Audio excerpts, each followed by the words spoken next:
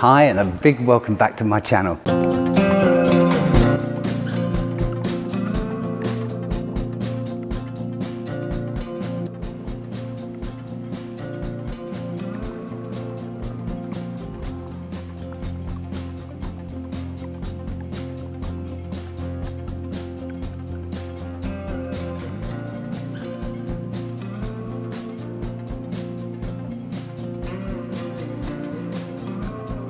Wow, those stairs. Hi, and a big welcome back to my channel. So today I'm on the roof garden, as I've mentioned in other videos, and I'm going to talk to a chap who's also residing here. His name is Matthew. Let's go and have a talk to him. Hi, I'm Matthew. I'm from the UK, and I am a exchange student here in Hong Kong, and I have been here since September, which is a few months now, considering that we are now talking in April. So, September. Yeah. Wow. In the previous video, I showed you the size of these rooms. Now I've got a deluxe. Yeah. And if people have watched my video, they will see that even the deluxe is quite small. Oh my God, almost 7 months. Yeah. I could cope for 3 months maximum in a place this small. I'd find it much. Some residents have been here for 3 years, I'm told. Yeah. Have you got windows? But I have a window, yeah. Right, okay. Okay. But you have a bit more walking area than I do. Right, okay. Yeah. Yeah, my room I can walk lengthways and I can't really walk widthways because it's no wider than the length of my arm. My elbow, well, it's just touching the wall here. My arm is touching the wall here. And this is the entire width of this room. The entire size of this room is 20 square feet. I got a tape measure from IKEA. Oh, really? Yeah. That's a good investment. It was. Well, it's free. It's free. Right. But it's 98 centimeters wide. So we can't measure them by the square meter. What if you do? I mean, well, it's about a meter. Yeah. Okay. Yeah, it's about a meter. I met Matthew on the roof of this place probably about 2 weeks ago. We've had 1 or 2 conversations. He's a very interesting chap, and he's also very humble. He thinks he's not, but I can assure you, if your mother's watching, she'd be very proud of you. You've achieved quite a lot so far. I'd be interested to know, and I'm sure the audience would, why are you in Hong Kong? So I'm in Hong Kong as an exchange student. Yeah. Because I study economics and Chinese studies in the UK. And as part of my Chinese studies, I have to do a year abroad in China. And they told me to go to Hong Kong because it was the only place in China that I could actually enter because of the pandemic. Although at the time I didn't, I still had to do the hotel quarantine, but you could still do it. In China, they were only starting to think about issuing tourist visas, and even so, you still had to do a 2 to 3 week quarantine, and the costs were humongous. Plane tickets to China were ridiculously high, so it was not a feasible option for virtually any students to go to China. Last September. So yeah, that's why I'm in Hong Kong. Okay. Just imagine a friend, anyone coming to Hong Kong for holiday vacation. Any tips you can give them? What should they bring? You know, if they've got a budget, no budget, they're going to come here for 2 weeks holiday. Any advice you would give them? Yeah, so I would say one, pack relatively light because the weather is quite warm, quite humid here. You don't need any sort of winter clothes whatsoever, even in the winter time. Yeah. I mean, depending on where you're from, obviously. But I think in terms of the practicalities of life here, I mean, first thing you should buy is probably an octopus card. That's a must. If you're here for more than a day, I think you need one. What is an octopus card? Yeah, so the octopus card is it's effectively a transportation card, but you can also use it to buy goods at all convenience stores, most small shops, even the big ones, as long as with a certain spending limit, obviously. But it's really convenient. You top it up, and you can just use the MTR, the metro, the buses, the ferries, and public transport here in Hong Kong, and it is a must. Otherwise, you're going to be spending time buying individual tickets at these stations, and they only accept cash, and it's a bit annoying, really. How do you put money onto the Octopus card? Well, there are multiple ways. You can either top it up at a machine in the MTR stations, the metro stations, or I didn't know that. Yeah, well, it says value top up or something like that. Okay. You can go to the convenience store, 7-Eleven. You can also just go to the service desks at the MTR stations as well. Right. Okay. Especially if you have large cash, you've got bills that the machines don't accept. You can just go there and they'll fill it up. And that's also where you can buy the Octopus cards as well. Right. Are there any other brands that they use in Hong Kong, or has Octopus got the monopoly on Hong Kong, or are there several brands for public transport? Yeah. It's more or less. I think you can use WeChat. Okay. I think if you go onto WeChat Hong Kong, if you use the WeChat Hong Kong thing where we're on services, I think you can get a QR code and then some of the readers to get into the metro for scan, and then you can scan that, I think. Okay. Yeah. But no, in terms of a card, it's got to be an Octopus. They won't accept debit cards like they do at the Underground in London. You can't. You have to use the Octopus card, or a one ticket. So some people are coming to Hong Kong with one. So one is get Octopus card as soon as possible. Or anything, any other? What if people smoke and eat in public? Is there offences like Singapore? You know, things you can and can't do. You can eat in public here. I mean, you can. I mean, if it's against the public rules, transport. No. So in public, yes. Yeah. I mean, if it's not illegal, then it's not enforced. But in terms of public transport, no. So at least not on the MTR. I'm not sure about the buses, but on the metro, you can't eat or drink. You're allowed to carry food around. Yeah. But you're not allowed to consume. But that's I think, just for cleanliness reasons. Cleanliness. And it's very clean. The MTR here, so it's understandable. Okay. Yeah. All right. So that's the MTR. Public transport, quality of hotels, excluding what we're in at the moment. You know, if someone's and cost of hotels. Not cheap. Not cheap. I think the best way to put it. It's not cheap. They'll be on average. The hotel rooms will be smaller than what most people will be used to in most of the world. Whether it's in Asia or not, they are smaller. They are more expensive. I mean, the quality of them is fine. They're very nice. Yeah. I've been in one myself. Yeah. A good hotel. Yeah. Yeah. No, decent hotels. Yeah. Yeah. But they are very expensive. You've come here for 2 weeks with a girlfriend who may not want to stay in a hostel. Yeah. Yeah. I'm not on about honeymoon. So yes. But there's two of you. Yeah. So now you might have to stay in a hotel. You may have to. For 2 weeks. So, and then the food is not cheap here either. So, for 2 weeks, as a couple, excluding flight tickets, you're spending £2,000 to £3,000, I think.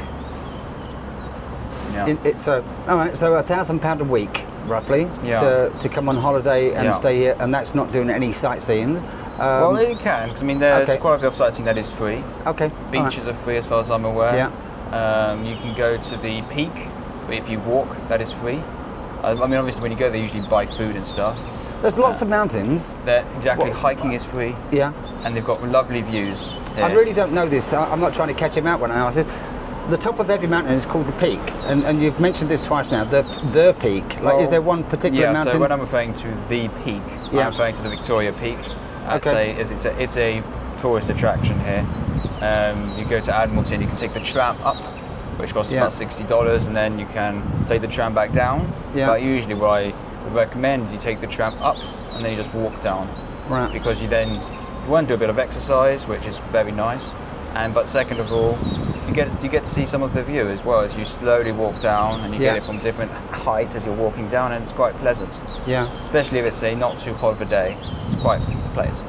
And it's quite nice. It's very steep. Yeah. So when you're going up, you really feel like you're falling back. Is it a bit like the one that goes up Mount Snowdon in Wales? I haven't been to Mount Snowdon. Have you not? No. Okay. I think there's a train/tram that goes up there. If you like cable cars, you get cable cars here as well.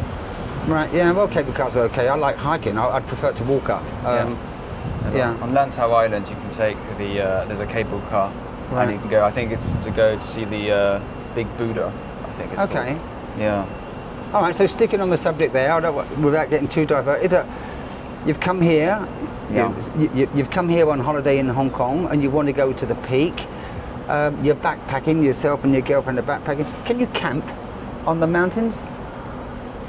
I don't know. This is not a trick question. I don't know. Good question. I'm not sure. I mean, there might be a campsite somewhere. Right. I mean, I think you would. I would recommend if you do camp, go to a campsite. Yeah. I'm pretty sure there's got to be at least one, considering that Hong Kong does have such a lot of nature. Yeah. Because they are animals. You also do get snakes, Yeah. Chinese cobras. Oh. Okay. Yeah, and you don't want. They are poisonous. Not to scare anybody, of course. There have been no deaths in Hong Kong for a few years by cobras. Yeah. But obviously, you do need to get yourself to hospital very quickly, of course, Yeah, to get yeah. yourself, Mhm. dealt with. There are other things like balls and things like that. So You saw one. I saw a baby one, yeah. Okay. On the way down from the peak. Okay. So, if you're adventurous, then maybe why not? I don't know if there's a law preventing people from camping in the mountains wherever they please.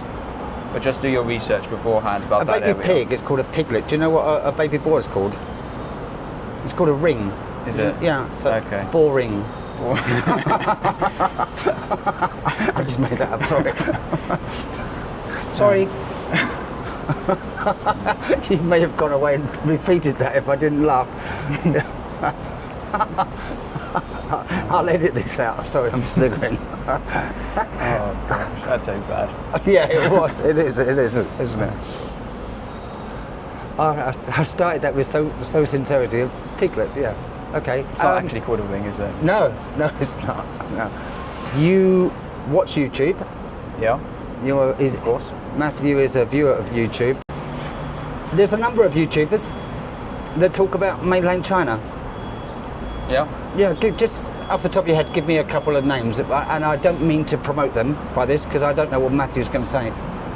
Yeah, so I mean, I'll take. I've got two that sort of pop to mind. Yeah. Two, let's say, very different YouTubers. Yeah. With very different analysis on how China operates. Yeah. And what it's like as a country. And I was going to think of Lee Barrett. Okay. And quite opposite in Serpent Z, as I think they are really, on the the opposite of Spectrums, the yeah. China spectrum. Yeah. When it comes to that, so that's I'd agree with that. Yeah. If Lee Barrett or Serpent ZA was sat here, what if you could ask them one question? So both Lee and Winston, Matthew has studied quite extensively about China economics. No, China as a country. China as a country and its role in Asia in some ways as regards to Taiwan as well. Yeah, well, I mean its role, period. Okay. Whether it's in Asia, globally, domestically. Yeah. Okay. I mean I do Chinese language, studies. Yeah, Includes does everything. Chinese studies. He speaks and writes and reads Mandarin. I can read Mandarin to a certain extent. Okay. Chinese, yeah. I can speak to a certain extent.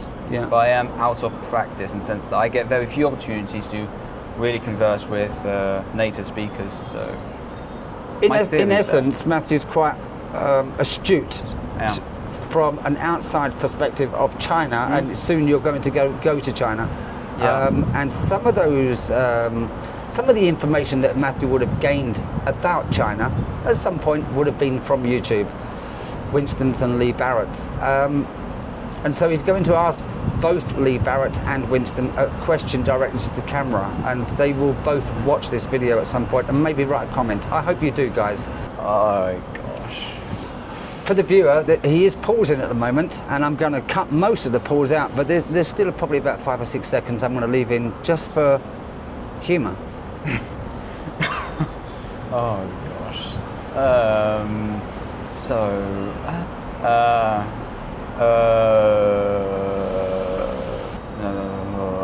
That was bad. Okay. How should I phrase I'm this? surprised Matthew's got stuck. He's been very articulate in all our conversation, and now Yeah. I'm not asking you to drop yourself in the shit in any shape. No. I'm just. Yeah. For some reason, I'm not phrasing it properly. I don't want to use the term pro-China? So I'm trying to think of another way to phrase it. Okay. So why is it that you make the videos that you do with such a positive outlook on China? What is it about China that makes you want to make such positive content, despite the negatives that every country has? Okay, it's rather a mild question, but I understand. Well, all right. yeah, just mainly why do you make the content? So now your question to Winston. Yeah, so I have thought of one. Yeah. So, Pray tell.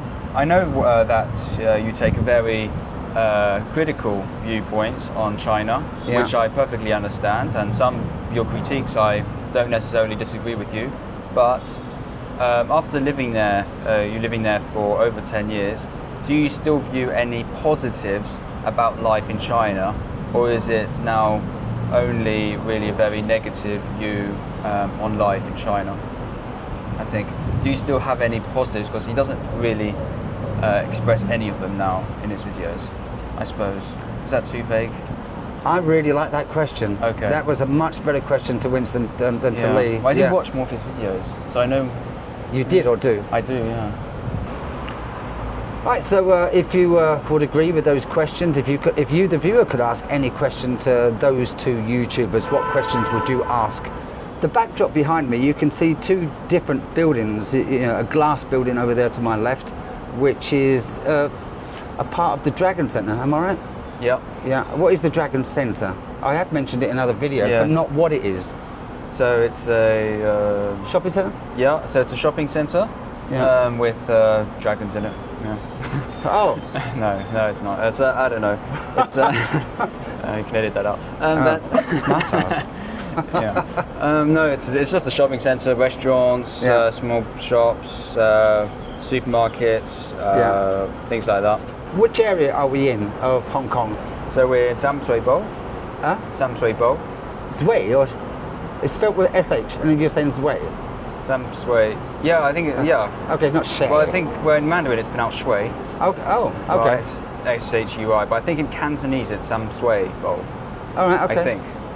I don't really speak Cantonese, but I think it's Sam Shui Bo, Cantonese pronunciation. But anyway, Sam Shui Po, I suppose, in the English. Okay. So it is one of the less well-off areas in Hong Kong, without a doubt. But it is a very unique, I think, area, and a very authentic Hong Kong vibe, I think you can find here. Okay. It's very authentic, yeah. Yeah, I quite like that description. Yeah. Are you likely to see less millionaires, rich people in this part of Hong Kong? I would be surprised if you could find one millionaire in this area. One. I would be surprised. Okay. Because yeah. Although I used to live and work in Bangladesh. I used to live and work in Bangladesh, and it seemed like that there were two classes: wealthy, extremely wealthy, and extremely poor. You know, the lowest of the low working class. Do you get three classes in Hong Kong? Yeah. So you do get middle. You get a lot of businessmen, well-off people who work in the financial sector, and other people. But you got a pretty strong, I would say, middle class. We're not rich, but they can afford to send their kids to international schools. Yeah. Probably can send them to study abroad sometimes, or just live rather comfortable lives. But yet you do also have quite a few poor people, especially in areas like Sam Shui Po, and some other areas. But I would say there is a pretty strong middle class here, who are, especially by Asian standards, quite well off. It's based on, anybody who studies economics knows this. Yeah. It's about choices. It's about preferences. Mm-hmm. Where do you decide to spend your money? What are your priorities in life? Yeah. Sam Shui Po is a cheaper area of town. I'm not poor. Yeah. But I choose here because I spend less money on rent, and I can therefore spend more money spending money on something else. Okay. Like, for instance, travel or food or something that's a bit more expensive. So it's about choices, and a lot of middle class people that live here. Yes, there's some areas which are a lot more expensive, which middle class people or poor people can't afford, obviously. Like I would say some places in like Discovery Bay or in Hong Kong Island, some of these places are very expensive. The rent is a couple of thousands a month in pounds. So very expensive places. Yeah. Where obviously a lot of people will be priced out. But rent is definitely the biggest cost in Hong Kong, and even a lot of locals struggle to pay the rent. Okay. Yeah. All right, I'm going to ask you a few personal questions now. Answer them at your peril, or ignore them at your wish. You decide. You did say, and it caught my attention, I'm not poor. Do you have a mortgage? At my age? Do you have a mortgage? Not at my age, no. Okay. Do you have a job? No. Have you ever had a job? I've had a part-time job as a student, yeah. And with that part-time job, it's made you not poor? Well, so I do rely on bursaries from the university. Yeah. And also I have loans for my tuition and for some living costs. So you have debts? I've got student debt, yeah. Right. Yeah, because in the UK, university is quite expensive. And, I know. And you know. Yeah. And even though here in Hong Kong my tuition is a lot lower because I'm an exchange student, so I get a big discount. Yeah. I think I'm only paying about £1,300 for my tuition this year, compared to the £9,000 I'll be spending next year. I think someone of my generation always, and a few younger generation, feels that any debt means you're not wealthy, because debt is debt. You've never got... A lot of wealthy people have a lot of debt as well. It's how you choose to pay it off. Yes. And some people, a lot of the richest people have debt, but it's they use it to make themselves also richer as well. Do your parents have debt? Not that I'm aware of. Okay, I suspect they don't. No, actually they're really careful. They own their house. Yeah, I suspect they own their house. They don't borrow to buy a car and stuff. Yes. And they've put you on the right path in to get your degree. And I don't gamble, so I'm not going to get into Okay, okay. All right. Yeah. Now, you are well spoken. You are. Okay, reasonably well spoken. I've got received pronunciation, but I'm not, posh or anything like that. No, I'd agree with that. I've seen him off camera. Very, very slovenly, sluggish. And if you say so. I won't put this in. Don't worry. Yeah. You speak another language. You lived in France, I believe. Yeah. Well, I still do to a certain extent. Yeah. Oh. So whenever I'm not studying, doing outside of term times, I do go back to France quite often. We have a house there. I'm a resident in France. You studied in France for how long? About over 10 years. Really, that long? Yeah, we moved there in 2010, I think. And I left to go to university, which was probably about 2-3 years ago. You didn't pick up the French-English accent? Oh, hello, how are you? I think I made a conscious effort not to. Yeah. Maybe unconscious, I'm not sure. Right, okay. But no, I'm pretty lucky. I've maintained my English accent. That's good. My French accent is okay. Did your parents move to France with you? Yeah. Oh, that's good. Yeah. Right, last night we spoke on a few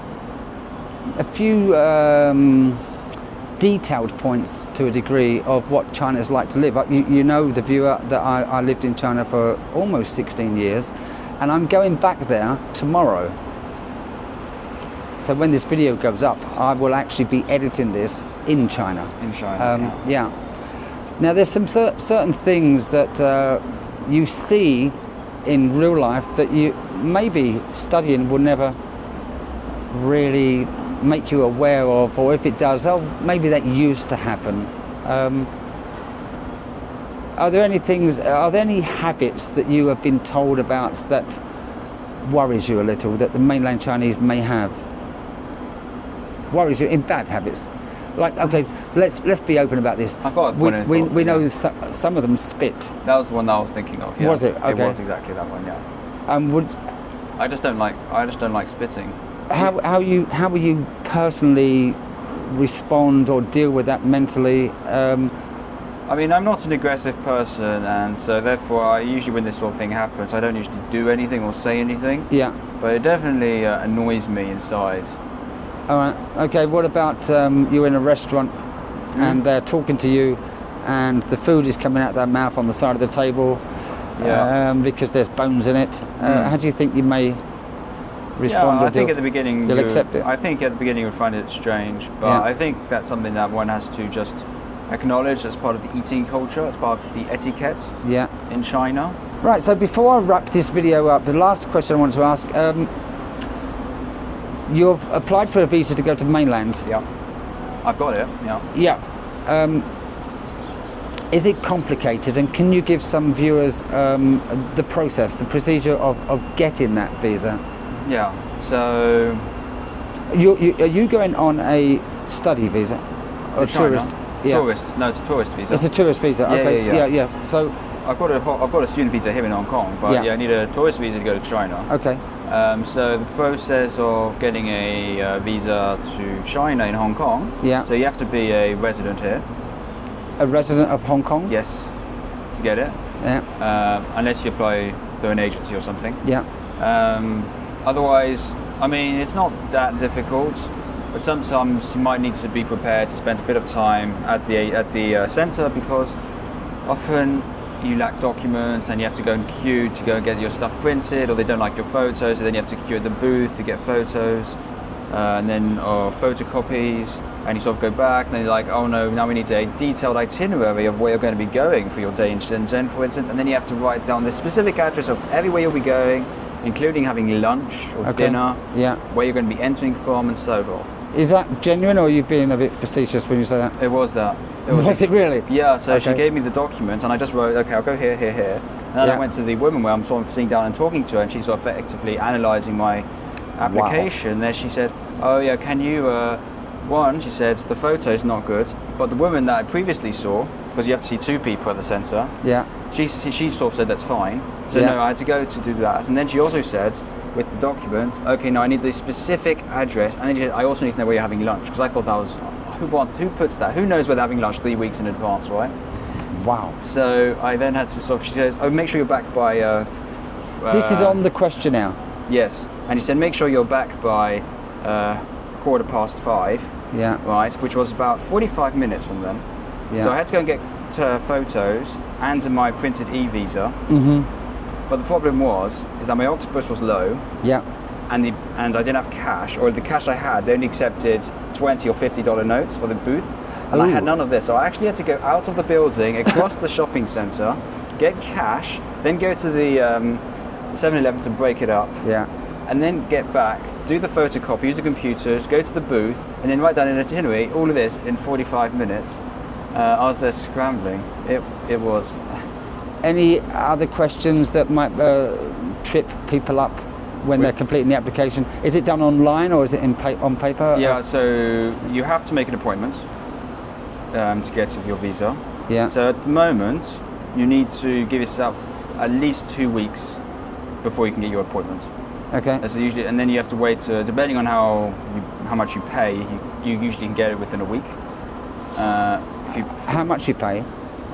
Well, on a British passport, it's $1,100 Hong Kong dollars. So a bit over £100. A bit over £100. Yeah, okay. It's a bit more if you're an American, and it's less for virtually every other country. And this is for a 30-day tourist visa? This was double entry they gave me. Oh, double entry. Yeah, but for British tourists, it's the same price regardless. Okay. But yes, for other nationalities, it may make a difference. If you're only going to enter once, just buy a single entry, because you'll pay a lot less. Right. Okay. But yeah. So you've added the documentation in, you've got your photograph done, you've listed the hotels and the towns and restaurants you're going to visit. Yeah. You hand that paperwork in. Then they stamp it, give you a visa 2 weeks later. She gave me a slip saying this is this, and then I had to go to another queue to pay, and then she gave me the pickup form, and then I showed up a week later, picked it up. That sounds pretty straightforward. Yeah, I mean, it was pretty straightforward. The form I did online was pretty straightforward, but I went to the visa application office at 2:30, and I left at about 5:30. Okay. So I did spend it was tiring. So you saw it was going back and forth to the printers, things are like not happy, and I think it's typical immigration office thing. Yeah. You know, whenever you go, they're always not happy with something. Yeah. So. Oh, I just want to add one thing to that. I think you may have overlooked it. Possibly. It also one of the questions are, have you visited, or places that you've visited? Yeah. And if you've visited Hong Kong or Taiwan, it's not accepted on the application form. Yeah, because the question is phrased as what countries have you been to? And obviously Hong Kong is not regarded as a country. Yeah. Which it isn't, but neither was Taiwan. Right. So yeah, so if you've been to those countries, you just leave it blank. You can't manually put it in with a pen. So, well, I mean, you could try. Yeah. But you'll see what they might say. Yeah. But yeah, I mean, if you've been to, for instance, I had a question like that where she asked, have you got any visas from maybe other countries? And I tried to put Hong Kong, but it wouldn't accept it. It won't, okay. But I haven't been to Taiwan recently, so I didn't have that issue, but you did. But Yeah, I have been to Taiwan, and it did create a small issue, but not enough for it to stop the application, but it certainly slowed it down, and I was invited in to be asked some questions about it, yeah. You were interrogated. Not a Detroit interrogation. Trust me, I was interrogated in Detroit. That's a different story altogether. For another day. Put the phone down, sir. All right.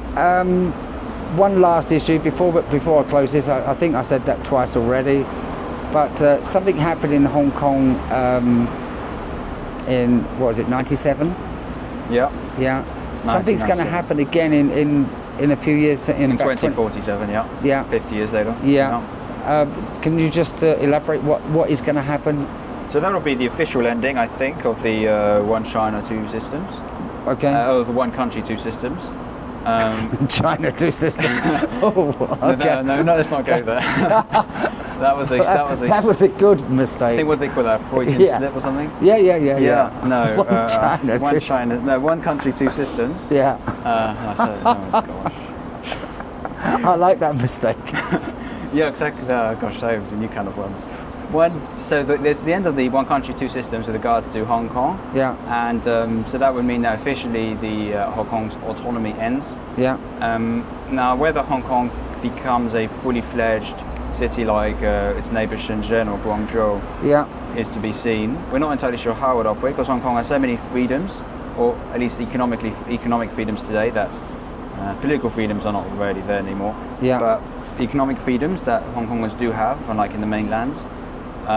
So it'll be interesting to see how that develops, because it is in China's interest economically to have Hong Kong as it is at the moment, because it's a sort of gateway into especially the Guangdong area and the southeast China, to have a city like Hong Kong, which is used for a lot of rich businessmen as a gateway into China. Yeah. So it would be interesting to see whether they keep it sort of like that at least on the economic front, as a sort of super economic zone rather. Yeah. So I don't know. It'll be interesting, but yeah, politically, Hong Kong will probably become more or less like every other Chinese city or something like that. Yeah. If it doesn't happen sooner, because we've already seen a closer alignment already. Yeah. Which everybody knows from protests and so on. All right. Okay. There's one thing that frustrates me, and it seriously frustrates me. Whether it frustrates yourself, I'm unaware until I ask the question, is whenever Western media talk about China, they always start the conversation with communist China. Yeah. And no media ever says, right, let's go and talk about democratic Australia or it's never done. Yeah. Now that frustrates me, because it's almost like they're saying communist China, like it's a derogative word, it's a bad word, and democracy these days I don't want to get political, but democracy these days in Western countries seems to be eroding. Yeah. Whether it's capitalism and socialism and... Yeah, so... I don't necessarily want you to go down this road and put you on a spot, but does that frustrate you at all? Yeah, so it's a little tricky, because obviously the government of China is the Communist Party, so to say that China is communist is not necessarily incorrect. But they could just say China. Yes, but I think, when you say Communist China, I think you're specifically trying to talk about the government. You're sort of emphasizing that the government's doing this. Now, whether you refer to China just generally speaking as Communist China, that would probably be a little bizarre. And also because economically, on many issues, China is not really communist at all. Because, well, economically it's not. You know, politically it is. It's got many characteristics of other communist countries from a political point of view. But yeah, I think it can be a little bit misleading on the context. It depends on the context of it when it's being used. If you're talking specifically about the government, then it is a communist government, so that's not necessarily misleading. But if you're just talking about, I don't know, the flooding in somewhere, and you just refer to as communist China's got flooding, then I think that's misleading, and it's not helpful. But it depends on the context, like in most things, I think. Okay, all right. Yeah. It depends. It does depend. Yeah, I'll give you that. Right. Okay, so on that note, Matthew and I are going to end this conversation. Thank you very much. No, it's been great being. Yeah, and with that, I'm going to let Matthew close the video and say goodbye to the audience and remind them to do everything they need to do. Yeah. So thank you for watching. Don't forget to like, comment, and subscribe. Smile. Okay. Thank you very much for watching. Take care. Bye-bye. Yeah. There you go. Say bye-bye. Oh, goodbye. Okay. Oh, goodbye. Au contraire. Cut out the O. Yeah. That's a very difficult thing to do when it's that. Yeah. Thank you very much for watching. Don't forget,